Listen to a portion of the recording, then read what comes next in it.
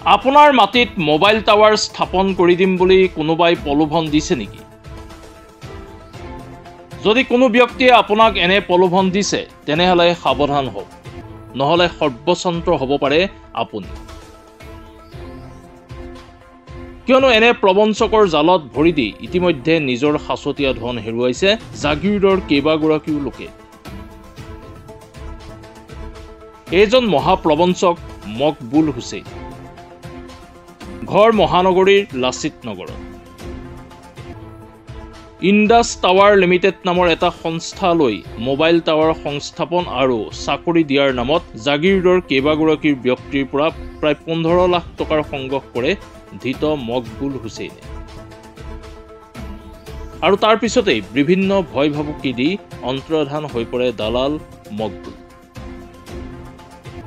বিগত প্ৰায় এবছৰে মকবুল হুছেইনৰ কোনো সুংসত্ব নাপাই জাগিৰোড আৰক্ষীৰ কাষ চাপে ভুক্তভোগী লোককেইজন। ইতিমধ্যে জাগিৰোড আৰক্ষীয়ে ভাৰতীয় দণ্ডবিধি আইন 402/406 ধাৰাৰ অধীনত 208/24 নম্বৰত এক গোচৰ ৰুজু কৰি আৰম্ভ কৰিছে তদন্ত। অৱশেষত সোমবাৰে নিশা এক গোপন অভিযান চলাই গুৱাহাটীৰ লাচিত নগৰৰ পৰা আটক কৰিবলৈ সক্ষম হয় প্ৰবঞ্চক মকবুল হুছেইন। প্ৰবঞ্চনাৰ ধনেৰে বিলাসী জীৱন কটোৱা মকবুলৰ পৰা আৰক্ষীয়ে জব্দ কৰে বিভিন্ন বেংকৰ 15খন ATM কাৰ্ড, আইফোন সহ 3টা মোবাইল ফোন, এখন ৰয়েল এনফিল্ড মটৰ চাইকেল আৰু বহু সন্দেহজনক নথিপত্ৰ। ইতিমধ্যে অধিক তথ্যৰ বাবে জেৰা অব্যাহত ৰাখিছে জাগিৰোড আৰক্ষীয়ে। স্যাৰ প্ৰথমত আমাৰ গাঁৱত এখন আমাৰ তালৈৰ ঘৰত এখন টাৱাৰ দিয়ে তেখেতে দি আমাৰ তালৈক বা ভাইটিক লগত লৈ তেখেতে আৰু 12টা টাৱাৰৰ পইচা উঠাইছে। 1 লাখ 1.5 লাখ 2 লাখ পৰ্যন্ত পইচা উঠাইছে। উঠাই এই মানে টাৱাৰ এটাও দিয়া নাই। পইচাখিনিও ঘূৰাই তাক বহুত ৰিকুয়েস্ট কৰিছো, পইচাখিনিও ঘূৰাই দিয়া নাই আজিলৈকে।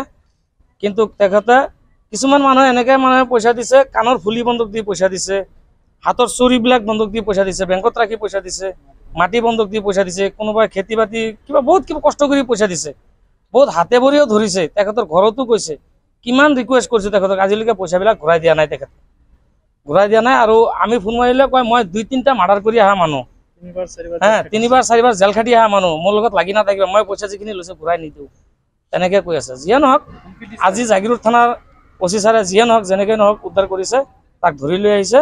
আমি জাগিৰোড থানাক ধন্যবাদ জ্ঞাপন কৰিছোঁ। গুৱাহাটী তাকে গুৱাহাটী ঘৰ গুৱাহাটী এটা সি মানে ইয়াতে ডাঙৰ গাড়ী লৈ এটা ডাঙৰ মাছ খুৱাব লাগে, লোকেল মুৰ্গী দিব লাগে, তেনেকৈ বহুত কিবা কিবি কৰি বহুত লুটিছে। টাৱাৰ দিম বুলি কৈছে। টাৱাৰ কিন্তু আজিলৈকে এখন টাৱাৰ দিছে। প্ৰথমত ইণ্ডাছ টাৱাৰৰ পৰা অফিচৰ পৰা এখন টাৱাৰ দি সবখিনি মানুহক দিছে, অমুকৰ ঘৰত টাৱাৰ হৈছে, এইটো লোভত তোমালোকে দিব পাৰা, এনেকৈ দি পইচাটো উঠাইছে তেখেতে। তেখেতৰ নাম মকবুল হুছেইন। লগত তাৰ 16টামান এই ATM কাৰ্ড পাইছে, 3টা মোবাইল পাইছে, আৰু গাড়ী এখন বাইক এখন আনিছে। আৰু তেখেতৰ প্ৰপাৰ্টি কিবা গাড়ী চাড়ী বহুত নতুন গাড়ী লৈছে বোলে, তেনেকুৱা হেৰি কৰিছে। আমাৰ ইয়াৰ পৰা আমাৰ মৰিগাঁও আৰু নগাঁৱৰ পৰা 15 লাখ টকা মাৰিছে। বাকী অন্য ডিষ্ট্ৰিক্টও আছে। মানে ধৰি লওক এই গুৱাহাটীৰ এই মানুহজনৰ মই নাম নাজানো, মকবুল হুছেইন না কি, সি মানে আৰু তাৰ লগত আৰু 4-5টা মানুহ জড়িত হৈ পেলাই মোৰ নিজৰ ঘৰত যাই পেলাই আপোনাৰ মাটি চাটি কেমেৰা চেমেৰা কৰি পেলাই মোক ক'লে যে তোমাৰ ইয়াত এটা টাৱাৰ আহিব। মই ক'লোঁ যে টাৱাৰ যদি আহে ভাল কথা।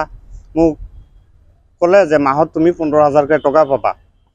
তাৰপিছত মই মাটি চাটি বন্ধক দি পেলাই টকা 1 লাখ দিলোঁ। দিয়াৰ পিছত মোক কৈছে 45 দিনৰ ভিতৰত মোৰ টাৱাৰ কমপ্লিট হ'ব। 45 দিনৰ জাগাত 3 মাহ গ'ল, 3 মাহৰ জাগাত 6 মাহ গ'ল, 9 মাহ গ'ল। যোৱাবাৰ জানুৱাৰীৰ 12 তাৰিখে মই পইচা দিছোঁ, আজিলৈকে মই টাৱাৰৰ খুঁটিও পোৱা নাই। এতিয়া ফোন কৰিলেও ফোন ৰিচিভ নকৰে। মানে সবকেইটা মানুহে একে চিষ্টেম। সেইকাৰণে মই জাগিৰোড থানাৰ OC ছাৰৰ লগত মই কথা বতৰা পাতি পেলাই মই এখন এজাহাৰো দিছিলোঁ। দিয়াৰ পিছত OC ছাৰে মোক এইটোৱে কৈছে যে তুমি সেই মানুহটো উঠাই আনিব দিয়া। উঠাই অনাৰ পিছত তোমাৰ পইচাখিনি যেনেকৈ হওক আমি চেষ্টা কৰিম এইখিনিয়ে মোৰ কথা মোৰ পইচাখিনি যোৱাকালি পুলিচে বোলে মানুহটো ধৰি আনিলে মই গম পাই এতিয়া থানাত আহিলোঁ আহি পেলাই পাইছোঁ ঠিক আছে মানুহটো ধৰি আনিলে এনেকৈ মোৰ নিচিনা মানুহক আৰু মাধুমাৰ মাৰিছে সিহঁতে ধৰি লওক মই 12-14 জন মই এইটো মই সেইকেইটা মানুহ মই ইমান চিনিও নাপাওঁ গোটেইকেইটা মানুহ মই চিনি নাপাওঁ কিন্তু কিছুমান মানুহ মই চিনি পাওঁ কিন্তু টকা লোৱাটো যে সত্য কথা জাগিৰোডৰ পৰা দীপক কলিতাৰ ৰিপৰ্ট মাই নিউজ এনি